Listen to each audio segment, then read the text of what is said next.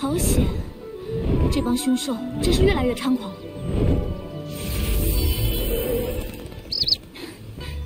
巧玲，没受伤吧？凶兽。Sword and Fairy Together Forever is the 7th entry in the Chinese RPG series Sword and Fairy. The actual title of the game is The Legend of Sword and Fairy 7, but it was renamed Sword and Fairy Together Forever in the West to avoid any confusion, as not all titles were released in English. The game is a fantasy RPG centering on Chinese mythology, and it's very popular in the East.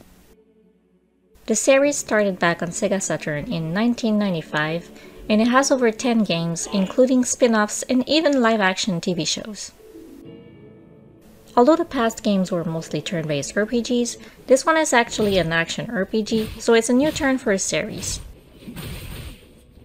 I must admit that prior to seeing this game, I had never heard of this series before, and this is my first time trying a Sword and Fairy game. I was immediately drawn by the beautiful, colorful graphics as soon as I saw it, and I knew right away that I had to play it. And I don't regret it one bit. Although the game is a little bit clunky and obviously doesn't have the biggest budget for a game of this scope, I fell in love with it right away.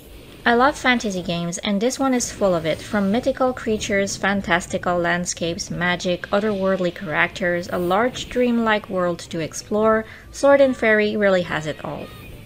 The story is captivating right away, although I'm still having trouble remembering the characters' names.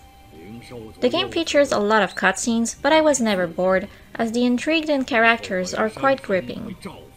If you like Chinese mythology, this game really provides a lot of it, told in an interesting and magical way. Aside from the cutscenes, the game features large areas to explore, with enemies to battle, villages to loot for items, and many treasures to find in hidden corners. I really love the exploration in the game, as the areas look beautiful and feel lush and are filled with things to uncover. The battles themselves are rather simple, taking the action RPG approach, with spells that you can use and letting you switch from one character to the other on the press of a button. The fights are usually rather easy, but bosses can be more challenging and complex, using the environments to defeat them.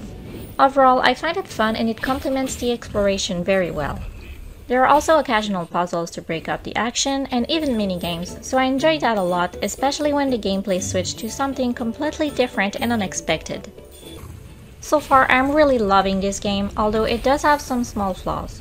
For one, the text is too small and hard to read. Even on the largest font, I still can barely see it due to it being white with no background. Also, this is not a flaw, but the game doesn't have an English dub, only Chinese, so although I like it personally, some people may not enjoy this as much. The game is also a bit glitchy and does feel like it's an indie game, but personally I found it gives the game a certain charm, and I don't mind it.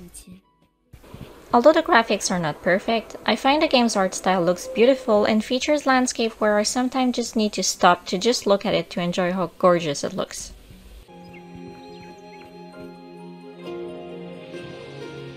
The music is also just as beautiful and one of the game's strongest assets.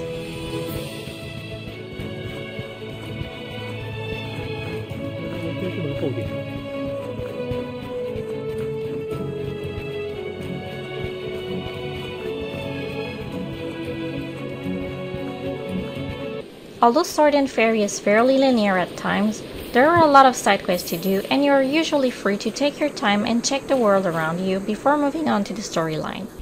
At times the gameplay even reminded me of Final Fantasy XVI, but for some reason I am having way more fun with Sword and Fairy. I can't quite explain why, but there is just something about this game that I am really enjoying. I find the game oddly relaxing, yet at the same time fun and engaging. I think it's the simplicity of it. Sometimes I am tired of the big grand RPGs with big budget, and Sword and Fairy just feels that craving I was having for a simple, fun, nice game without all the flashy stuff.